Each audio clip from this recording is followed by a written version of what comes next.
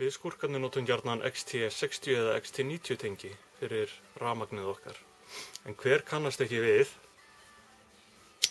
hvað er andstyggilega stíft hann á þessu sundur?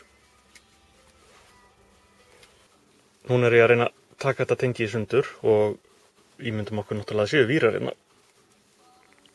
sem maður má ekki grípa í. Þetta er hægt en þetta er stíft og leiðilegt.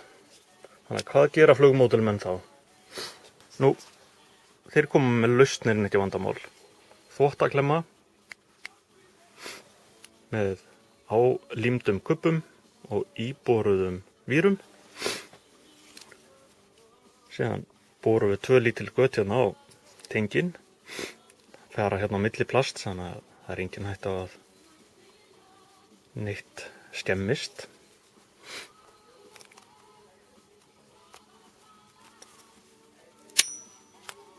Og þetta verður leikur einn.